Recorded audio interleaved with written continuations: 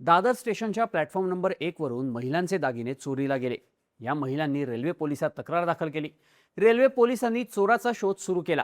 सलग 2 महिन्यात दोनदा या चोऱ्या झाल्या होत्या। दोन्ही चोऱ्यांमध्ये एक कॉमन पॅटर्न दिसत होता। दोन्ही चोऱ्या दादरच्या प्लॅटफॉर्म नंबर 1 वर झाल्या होत्या। दोन्ही वेळी लोकल पकडणाऱ्या महिलांनाच टार्गेट करून त्यांचे दागिने चोरण्यात आले होते। पण यासोबतच या चोऱ्यांमध्ये आणखी एक पॅटर्न कॉमन होता।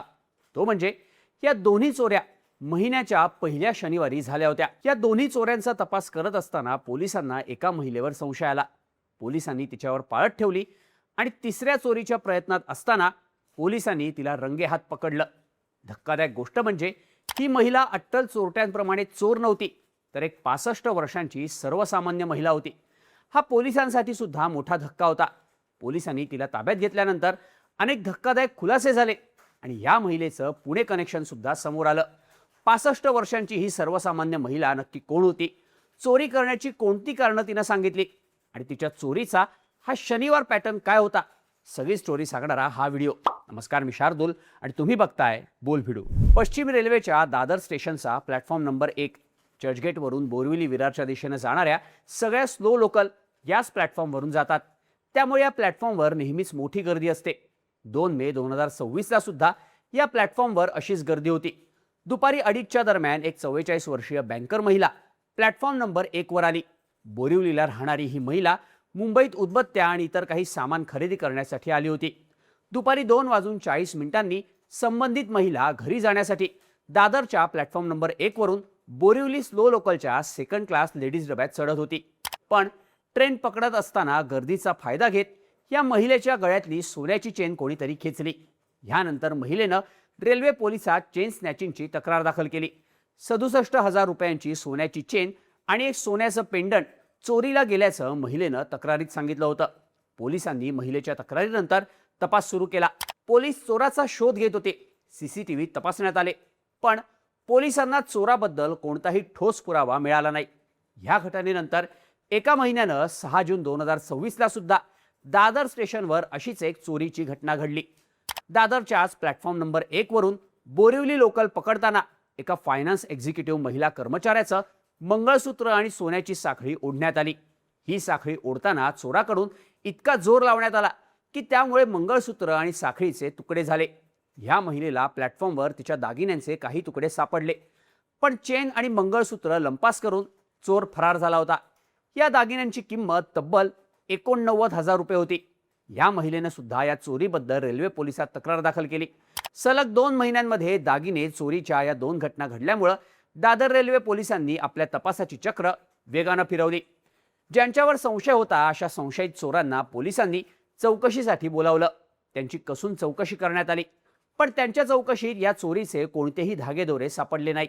त्यामुळे चोर हा मुंबई बाहेरचा असावा असा पहिला संशय पोलिसांना आला। मग पोलिसांनी दादर रेल्वे स्टेशनवर कडक निगराणी ठेवली। संशयितांवर बारीक लक्ष ठेवलं। मुंबई सेंट्रल जीआरपीच्या पोलीस उपायुक्त सुनीता साळुंके ठाकरे आणि दादर पोलीस स्टेशनचे वरिष्ठ पोलीस निरीक्षक रवींद्र काटकर यांच्या मार्गदर्शनात पोलिसांच्या टीम्स तपास करत होत्या। पोलिसांकडून प्लॅटफॉर्म नंबर 1 सोबतच अख्ख्या दादर स्टेशनचे सीसीटीव्ही फुटेज तपासण्यात आले। पण या चोऱ्यांमध्ये एक पॅटर्न होता।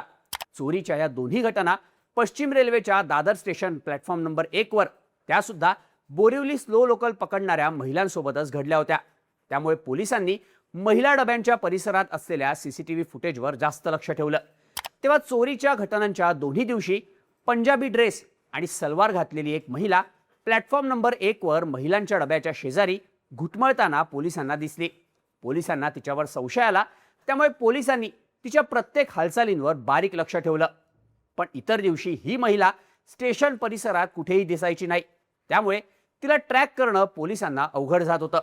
पण तपास करत असतानाच पोलिसांना या महिलेच्या चोरीचा एक वेगळा पॅटर्न सुद्धा लक्षात आला। 2 मेला जेव्हा चोरी झाली तेव्हा मे महिन्यातला पहिला शनिवार होता, तर 6 जूनला चोरी झाली तो जून महिन्याचा पहिला शनिवार होता। त्यामुळे संबंधित महिला ही शनिवारी चोरी करत असल्याचं समजल्यानं पोलिसांनी शनिवारच्या सीसीटीव्ही फुटेजवर जास्त लक्ष ठेवलं। या महिलेच्या हालचालींवर बारीक लक्ष ठेवण्यात आलं आणि तिसरी चोरी करण्याच्या प्रयत्नात असलेल्या या महिलेला ट्रॅप लावून पोलिसांनी अटक केली। साधा पंजाबी ड्रेस असा पोशाख असलेली ही चोर महिला 65 वर्षांची आजी होती. अनघा अनंत जोशी असं या महिलेचं नाव असून तिनेच या दोन्ही चोऱ्या केल्याची कबुली पोलिसांना दिली आहे. पण एका वृद्ध महिलेनं या चोऱ्या केल्यामुळं पोलिसांना सुद्धा आश्चर्याचा धक्का बसला. पोलिसांनी अनघा जोशींची चौकशी केली तेव्हा त्यांच्याबद्दल धक्कादायक माहिती समोर आली. अनघा जोशी या मूळच्या मुंबईच्या नाही तर त्या पुण्याच्या रहिवासी आहेत.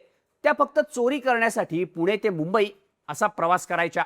त्यांच्या कौटुंबिक पार्श्वभूमीबद्दल माध्यमांमध्ये आलेल्या बातम्यांनुसार पुण्यातील एका मध्यमवर्गीय कुटुंबातील अनघा जोशी यांच्या मुलाचा अपघातात मृत्यू झाला होता, तर पतीचा दारूच्या व्यसनामुळे मृत्यू झाला. यानंतर अनघा जोशी एकट्या पडल्या. घर चालवणं आणि रोजचा खर्च भागवणं कठीण झाल्यामुळं त्यांनी चोरी करायला सुरुवात केली अशी माहिती आता देण्यात येते. पण फक्त शनिवारी चोरी करण्याचं कारण काय याबाबत अनघा जोशी यांच्या तपासात चक्रावणारी माहिती समोर आली आहे. अनघा यांच्या या चोरीच्या शनिवार पॅटर्नला अंधश्रद्धेचा बेस होता. दर महिन्याचा पहिला आणि तिसरा शनिवार हा आपल्यासाठी लकी आहे, इतर दिवस आपल्यासाठी चांगले नाहीत असा त्यांचा समज होता.